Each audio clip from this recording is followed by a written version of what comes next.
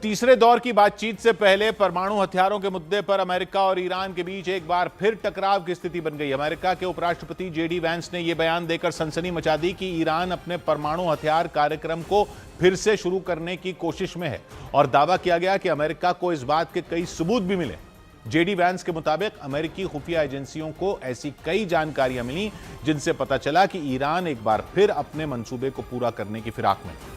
बताया गया पिछले साल अमेरिका ने जो सैन्य कार्रवाई की थी उसके बाद ईरान कई महीनों तक शांत रहा, लेकिन वो फिर परमाणु हथियार बनाने में जुट चुका है। जेडी वैंस के बाद अमेरिका के विदेश मंत्री मार्को रूबियो ने भी यही बात दोहराई। You can see them always trying to rebuild elements of it. They're not enriching right now, but they're trying to get to the point where they ultimately can. America ने जून में पिछले साल 2025 में जून में ईरान के परमाणु ठिकानों को निशाना बनाकर उसके खिलाफ सैन्य कार्रवाई की थी। दावा किया गया था कि उस कार्रवाई में ईरान के परमाणु कार्यक्रम को भारी नुकसान पहुंचा था, लेकिन अमेरिका के नए दावे ने एक बार फिर दोनों देशों के बीच तनाव बढ़ा दिया।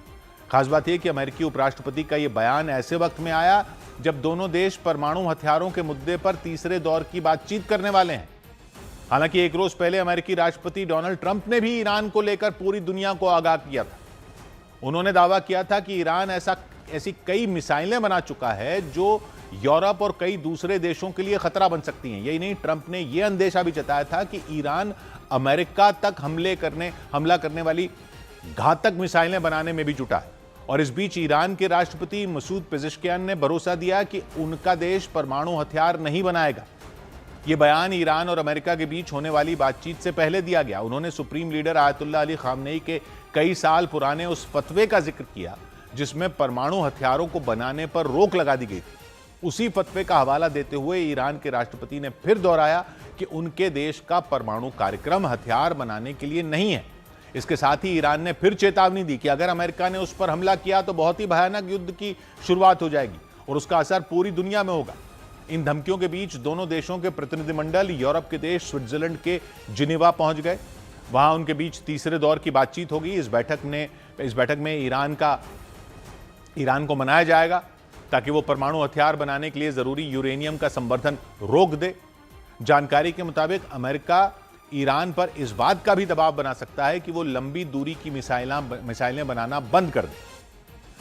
इधर उत्तर प्रदेश के मुख्यमंत्री योगी आदित्यनाथ ने अपने जापान दौरे के आखिरी दिन वहां के यामानाशी शहर में 600 किलोमीटर प्रति घंटा तक की रफ्तार से चलने वाली एससी मैग्लेव ट्रेन में सफर किया। खास बात यह ट्रेन चुंबक की शक्ति के सहारे पटरी से ऊपर हवा में तैरते हुए चलती है और उसी एससी मैग्लेव ट्रेन में योगी आदित्यनाथ ने जापान यात्रा पर गए अपने प्रतिनिधिमंडल के साथ सफर किया।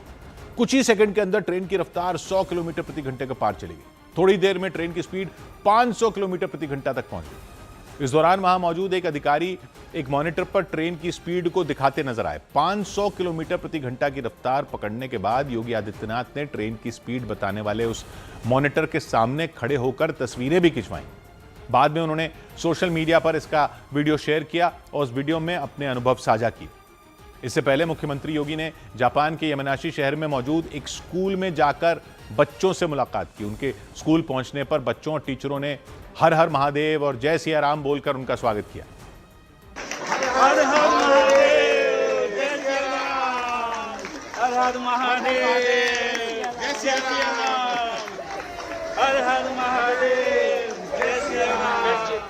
स्कूल में योगी आदित्यनाथ ने हाथों में भारत और जापान का झंडा पकड़े बच्चों के साथ कुछ समय बिताया। उन्होंने बच्चों से बातचीत भी की। बाद में योगी आदित्यनाथ ने उन बच्चों को चॉकलेट और गिफ्ट दिए।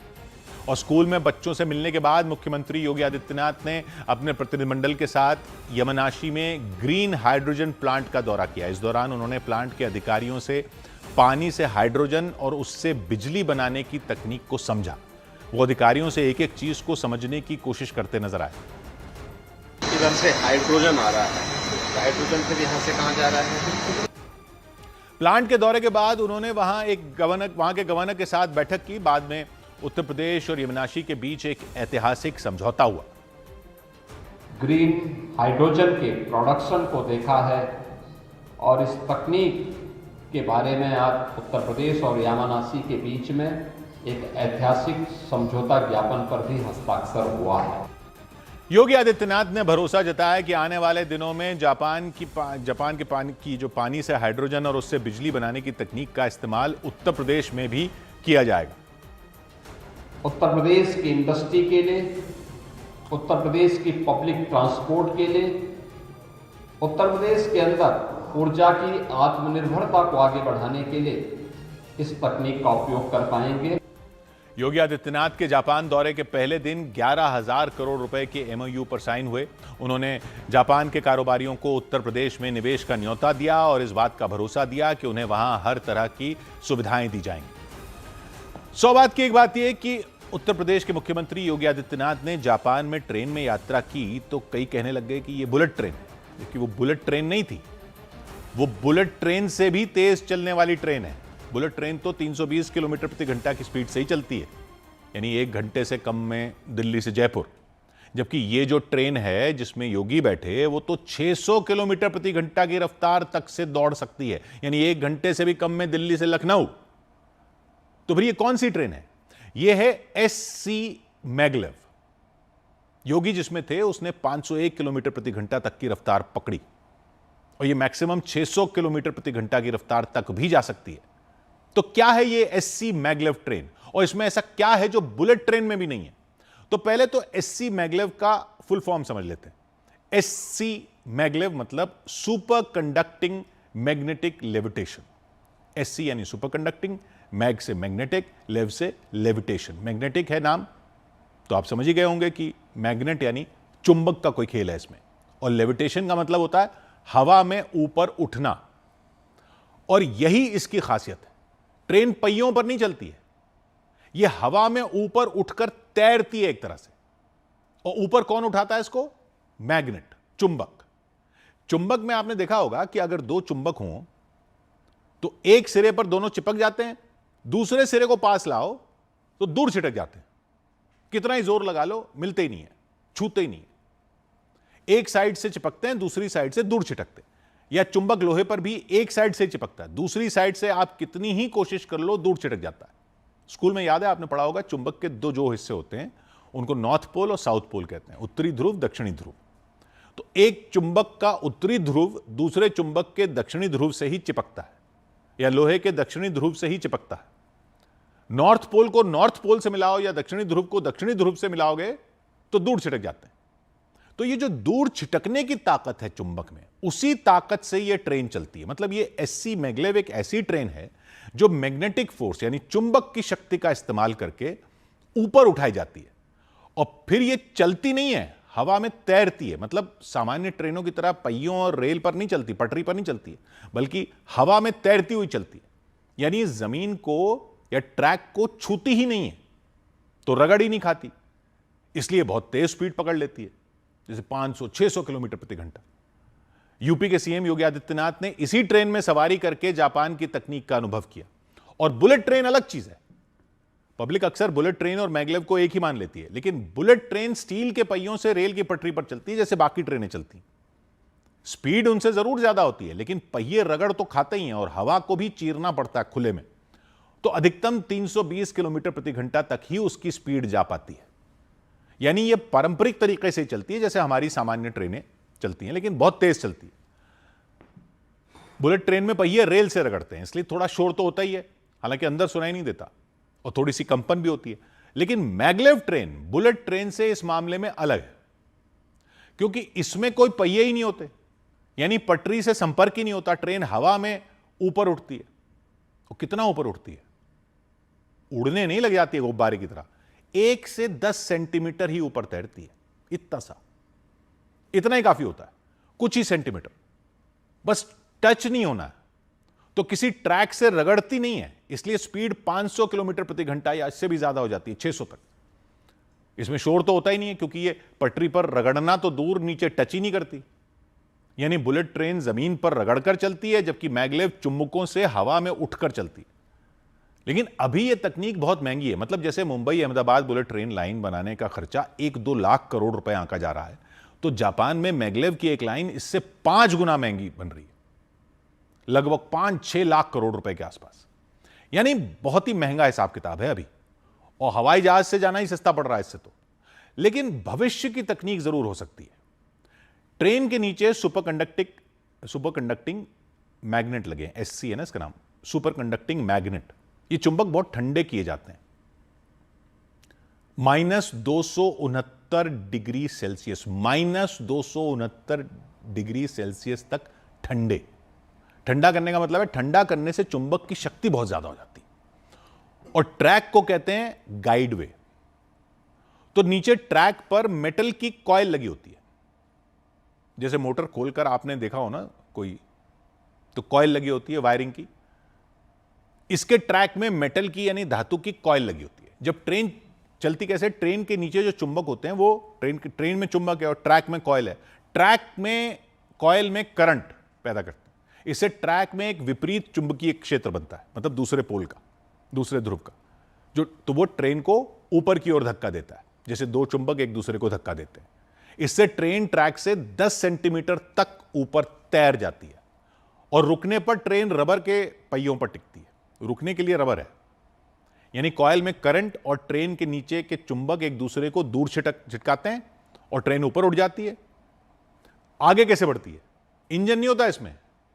जब बिजली दी जाती है तो ट्रैक की कॉइल में जो चुंबक बनता है, चुंबकीय क्षेत्र बनता है, वही ट्रेन के चुंबकों को आगे की ओर खींचता है, धक्का देता है, जैसे एक चुंबक दूसरे को धकेलता है ना, वैसे।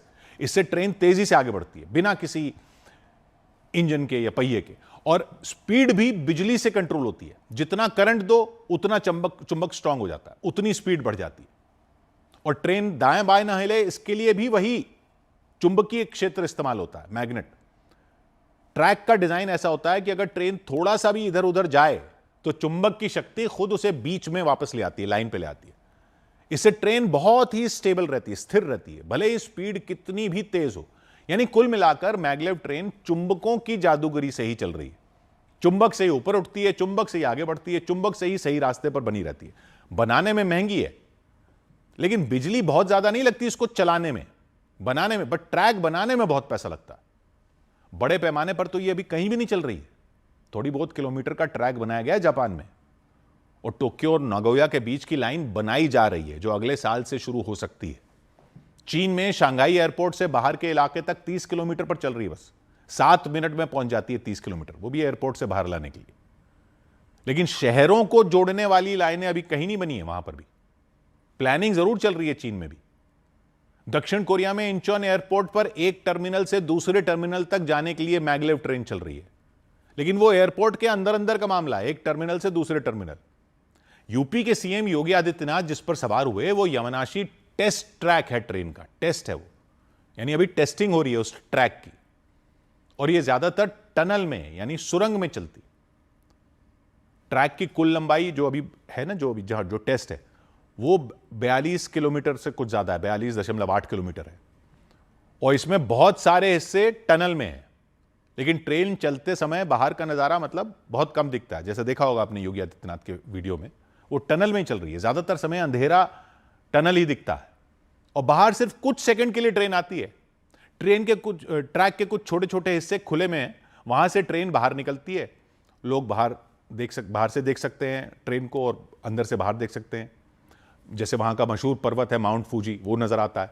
और यमनाशी मैग्लेव एग्जीबिशन सेंटर है उसका, वहां से लोग बाहर के टेरेस पर खड़े होकर ट्रेन को तेजी से गुजरते हुए देख सकते हैं कि 600 की स्पीड से 500 की स्पीड से ट्रेन कैसे जा रही है।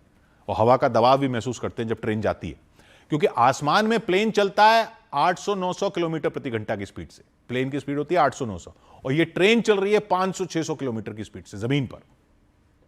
जब ये ट्रेन पब्लिक के लिए खोल दी जाएगी, टोक्यो से नागोया फिर ओसाका तक के लिए, तो रास्ते का लगभग 90% हिस्सा टनल में होगा। जापान में पहाड़ ज्यादा हैं, शहर घने हैं, तेज स्पीड की वजह से शोर और हवा का फोर्स जो है ना, उसको कम करने के लिए ज्यादातर ट्रैक अंडरग्राउंड बनाया जा रहा है। इतनी स्पीड पर चल रही ट्रेन के सामने से अगर खुले में हवा भी चलेगी तो और ताकत लगानी पड़ जाएगी ट्रेन को। इसलिए खुले में इसका बहुत कम हिस्सा होगा, जैसे कुछ पुल हैं, कुछ छोटे सेक्शन हैं। इसलिए अभी तो बहुत ही महंगा सौदा है, तो भविष्य की तकनीक हो सकती है अगर इसकी लागत में कमी आने का कोई तरीका निकले। लेकिन इसमें कोई शक नहीं है कि है शानदार सवारी। 100 बात की एक बात।